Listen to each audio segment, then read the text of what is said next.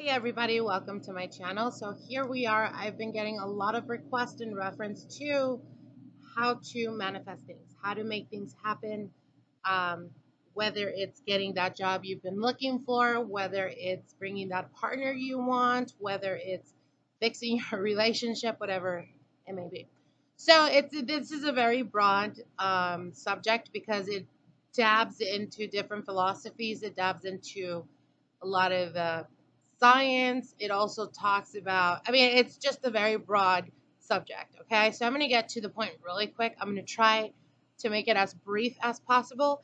If you're interested in any more information in regards to this, or you want more videos to be uploaded uh, of me talking about manifestations, then definitely comment below. Let me know, and I will give you exactly that. So, anyways, this is a general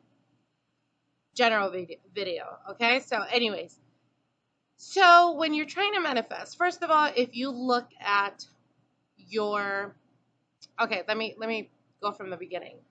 So a lot of our dogmas, a lot of our beliefs, a lot of what we think is real has a lot to do with our childhood um, experiences. So if you, let me give you two different scenarios. One, uh, you were raised in a very abundant lifestyle. You were exposed to the greater things in life.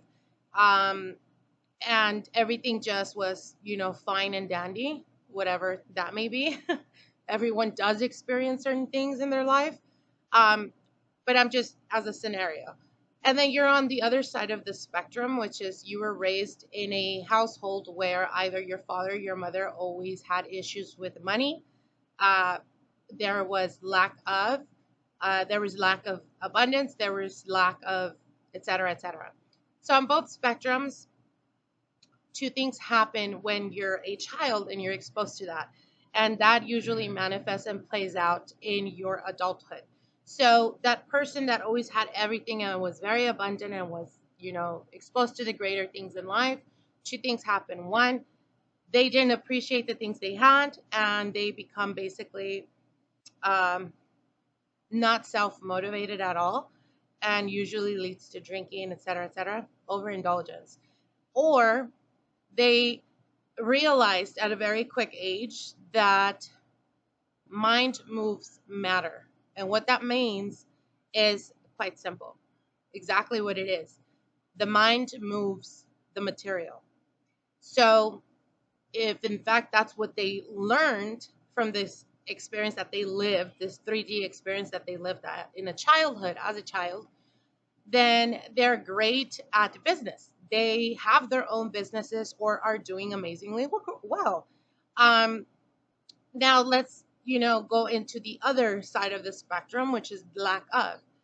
So two things happen with them. One, they self condition themselves to believe that money doesn't grow on trees, that they're always going to go about their life experiencing difficulties when it comes to money and always having lack of. Or two, it self motivated them to want to achieve greatness, to want to do greater things, to promise themselves that they would never starve, they would never go through whatever they went through if they had children, that they would give them a good life.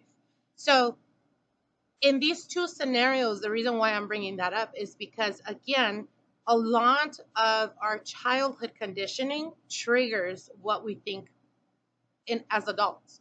So energy is everything, okay? Absolutely everything. And for some of you guys, that I'm not sure if most humans have experienced deja vu, where you're in a situation and you're like, I've lived this before, I dreamt this, maybe in a dream or something. And what it is basically that we live in a multidimensional universe. Whether you believe in that or not, if you're unaware of that, I highly encourage you to study or get information in reference to that. So, anyways, my point being, we are always guided. We were all born with our intuition. Intuition is something that you can suppress. Uh, and growing, the older you get, the wiser you get. Whether you decide to sharpen that ability or whether you decide to completely ignore it, then that's, it would definitely show in your lifestyle or the type of life you live. But, anyways, my point to this is Self conditioning plays a very important role when you grow up. And the reason for that is because then you create dogmas in your mind, what's right and what's wrong. Think is someone should do or should not do, et cetera, et cetera. And what that does is basically it keeps you in this box where I was taught that I was always going to have lack of money, that I was never going to experience great things because only the few experience that. Or I was taught that I, have the world in my hand, basically. And that's a true statement because every reality, my reality is not your reality. Your reality is not your neighbor's reality. So the best way of explaining this is if you take, let's say you and I are, out in the street and we both witness um, an accident, a crash or something, two cars crash or something. And we are at the same place, the same time, the same, um, same situation, absolutely same situation. When we come together to correlate and connect our what we experience, our experiences are very different. Even though we were there at the exact same time, doing the exact same thing, let's just say, and we seen exactly everything that happened. Your reality may not be my reality. I may have processed it in a very different way. So what I'm telling you is that that's just an example of a multidimensional universe. My universe is very different from yours or from what you're experiencing at the present time. So when you're trying to manifest, you have to understand this. And the only way, or the reason why I say this is massive and very important. The reason why it's so important for you to understand this is because if you realize that, or you accept, your mind is open to accepting that we live in a multidimensional universe, what that means is that the here and now that you are living at the present time can be altered by the way you think, by your thought process, by maintaining yourself positive or maintaining yourself negative. So when I deal with this on an everyday basis with customers or clients that they're like, I'm struggling with this, and this, and this, and that. And you tell me to be positive. How can I be positive if I have this, and this, and that? And what they're listing is basically not what they want or what they're trying to achieve, not their goals, not their desires, not none of that. What they are, in fact, giving power to or accepting as their reality is the circumstance in the now, right now, that they are experiencing. So they're focusing on everything that they don't have. And the that's basically a blockage. You're blocking yourself from keeping or maintaining or bringing towards you what you're wanting. Now, if you think of yourself as, you know, a radio is the best way of putting it. You're a radio and universe is the signal that comes through. It doesn't matter if you're thinking negative or if you're thinking positive. Universe doesn't give a shit and doesn't care if you're being negative or if you're being positive. It's going to pick up on what you think about and focus the most. And that's exactly the life experience that will unfold in the coming days, weeks, months, and years. Okay. So let me just give you a better understanding of how this works. When you're in a relationship, okay, and I find this to be very true mostly with women. When you're in a relationship and it's at stale, you're bored, uh, there's no, there's no spontaneity in it. There's no excitement, I should say. As women, because we're ruled by emotion, we automatically start assuming that other things are happening unbeknownst to us, and that's the reason why they're losing interest. That's the reason why they're not as close as they were. That's the reason why we're not having sex. That's the reason why. A million reasons, okay?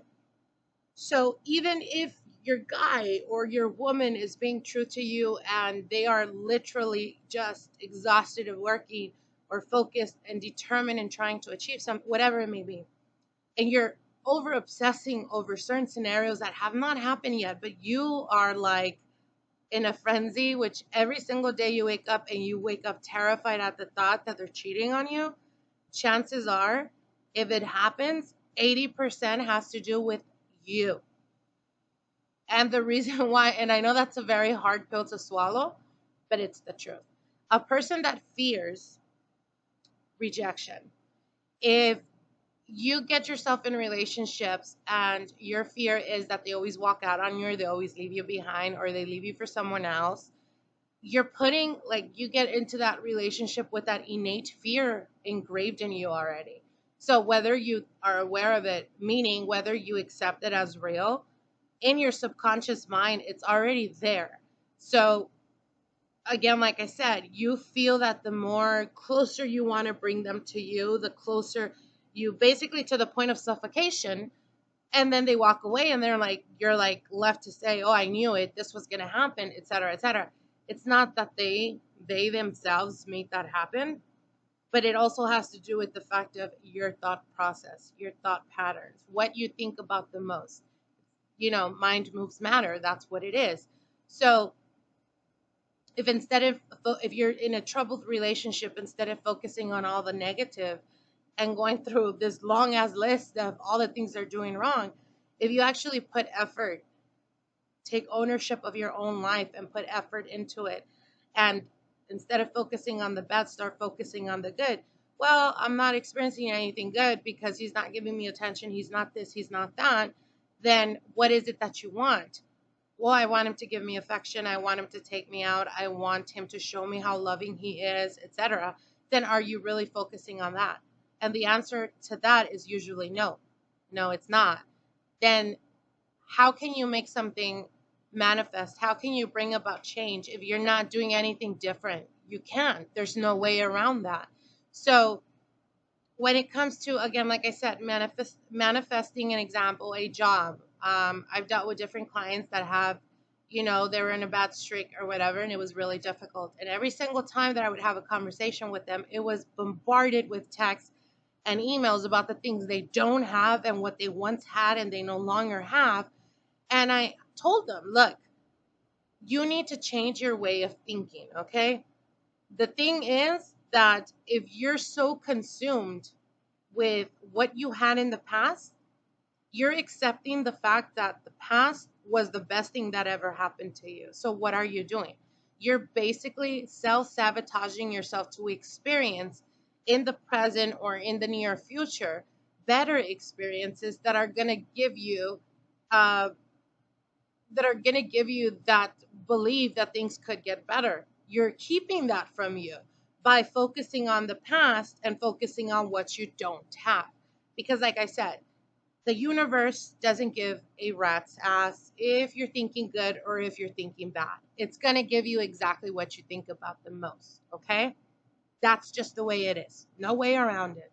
So, instead of focusing on what you don't have or what the lack that they have or what they're doing in your relationship that is so wrong, if you spent all that time and energy, really spend that time and energy on what you do want and what you want them to change. Oh, I want him to be more loving, I want him to be more understanding, I want him to bring me roses out of the blue, whatever it may be, then I guarantee you, if you give yourself 7 days, 7 whole days of every time you catch yourself thinking negative thoughts, if you redirect your thoughts to something positive and start focusing on what you want to change in the relationship and how you're going to feel, and really tune into that feeling, I guarantee you that within 7 days you're going to see things different.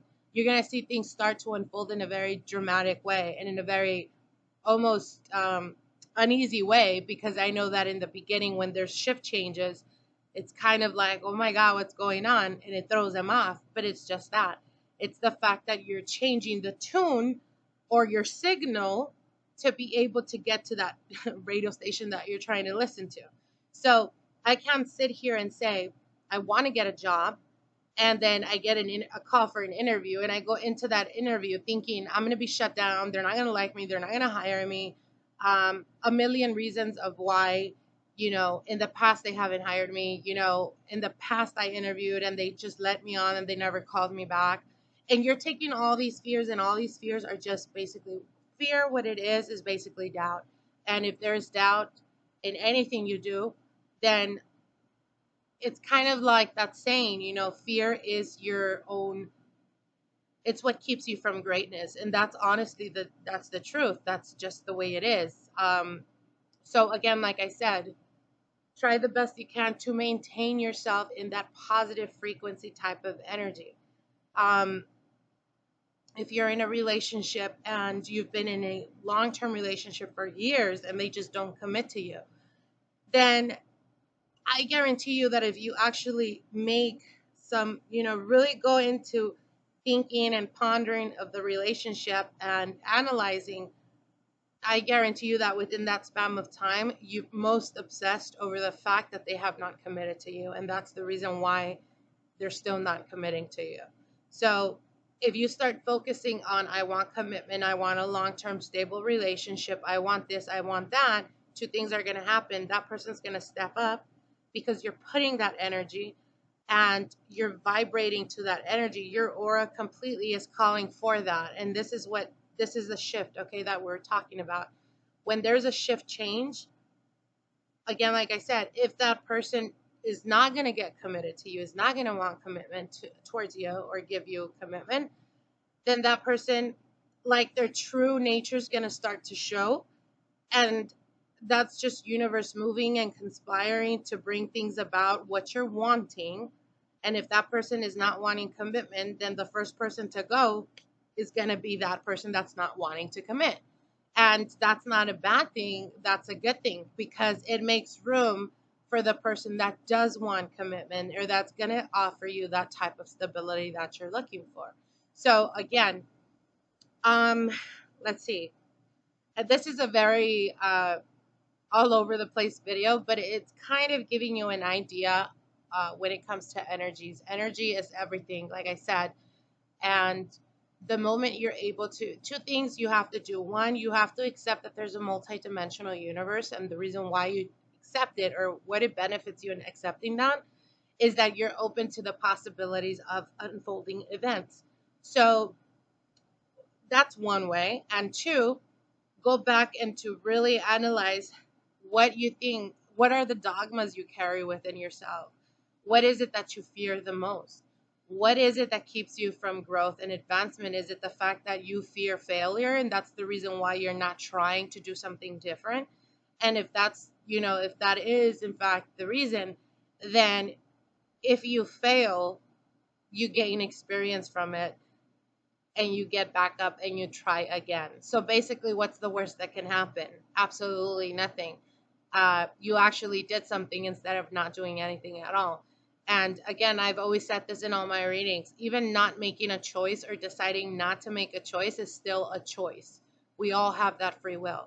So when it comes to relationships, that's a different type of energy. Like I said, like I mentioned or kind of dabbed into when I said if that person is not wanting commitment, then what's going to happen is you're going to start seeing things unfold to the point where you no longer want that person or that person's going to walk away.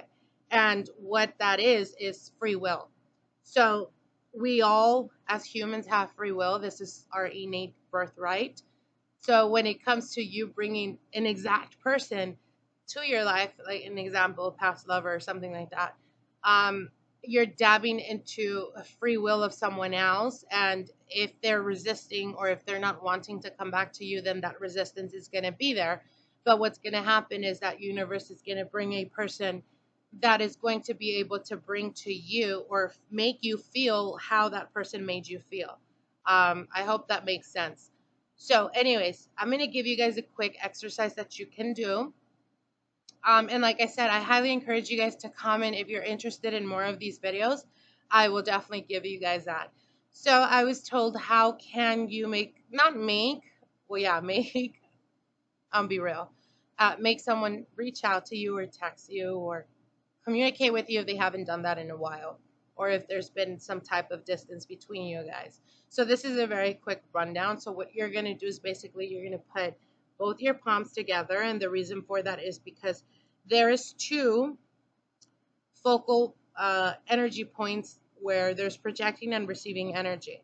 So the palms is one, and the plant of the feet is the other. Okay, and that's where you receive or project energy from. So, anyways, you're gonna rub both your hands together.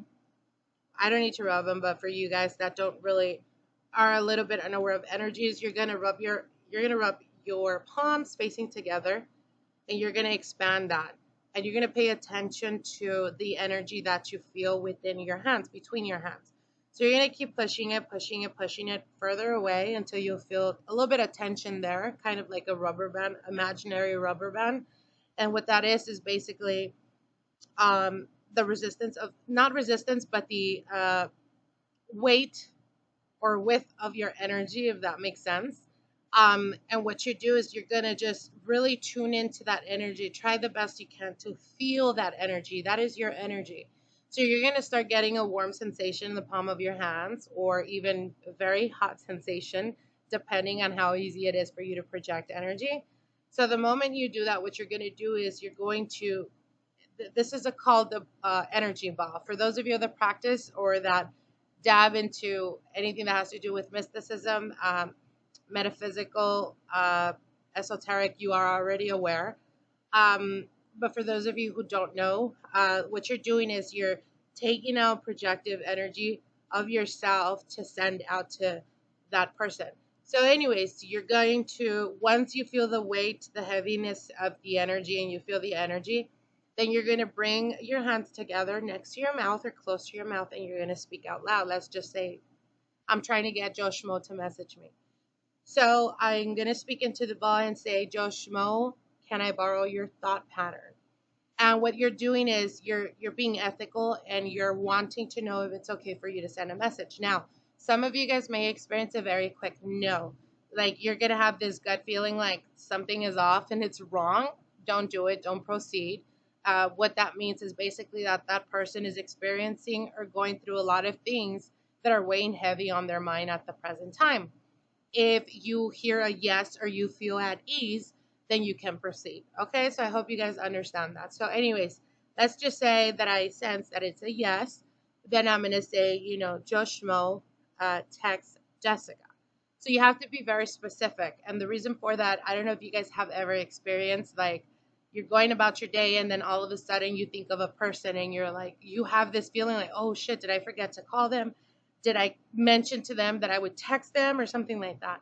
And what it is two things. Either they seen this video or they've been obsessively thinking about you previous days, and maybe that's the reason you perceive that. So again, once you do that, and like I said, be very specific, because if you just say like Joe Schmo, text me, they're gonna get that random thought of like, did I forget to text someone? Was I supposed to call someone? Like, oh my God, I can't remember. So basically, you're not sending the message clear, and they're just gonna pick it up as something general, like text someone. Like, I'm gonna be feeling throughout the day I need to text or communicate with someone, just not knowing why. So if you say, Joe Schmo, text Jessica, then they're immediately gonna get the message of reaching out to you. Like, have you guys ever experienced like someone comes to your mind and you automatically assume, because we're negative by nature, you automatically assume like, oh my God, I hadn't thought about them in a while. What if something bad happened? And then you text them. It usually means that the person was actually thinking of you, or obsessively thinking of you, and that's the reason why you sense that. So, anyways, once you say, Joe Schmo, text me, whatnot, or if it's a partner or something like, Joe Schmo, I miss you so much, text Jessica or whatever. And then once you do that, you feel in, again, like I said, tune into your energy. The moment you're able to tune into that energy, then you expand it until you feel the same weight of it. And when you feel that, try to envision all the energy coming out of the palm of your hands and push it out. So you're going to just push that energy out. You're going to, even if you have to close your eyes to visualize this, you're going to push it with all your might and send it out to the universe. And what's going to happen is that they're going to receive that as a thought. So to them, it's going to be like, oh, it's so random. I just thought of Jessica. Like, let me see what she's doing or what she's up to. And then they'll text me or whatever. But again, like I said, try the best you can to be respectful, people. Don't overdo it either. And also, very, very important, the moment they reach out to you, let's just say I just get a text right now and it's Joe Schmo. It's very important for you to call back your energy. So what you're going to do is you're going to take out your hands and place them, or raise your hands on top, top of your head or whatever. And you're going to say out loud, Spirit guides, I call upon you to assist me to bring back my energy. I call my energy back now. So what you're doing is being very general. If you say, bring back the energy, then what you're doing is when you send out your energy, you're sending out the energy, and what that your energy is doing, it's assisting you into bringing you guys together or bringing that communication together. But if you called back on the energy, you're going to pick up residue energy from that person. So let's just say that person is extremely depressed lately. Like, you don't want that type of shit in your aura. So be very specific in saying, I call upon my energy back. And then the moment you feel at ease or you feel at peace, then that's when you can, it's done. You're already integrated. Your aura is back whole. And you can do this, you can test it out yourself. You can, like, not tell anyone and then do it just to see if it works or whatever. I know that there's a lot of skeptics, so you're capable of doing that. And again, like I said, I do highly encourage you guys, the moment you guys do hear back from them, definitely call back your energy. Okay, guys? Anyways, I hope you guys enjoyed this video. I was going to say reading. I hope you guys enjoyed this video. If you're interested in more of these videos, definitely comment below, like, share, and definitely subscribe to my channel.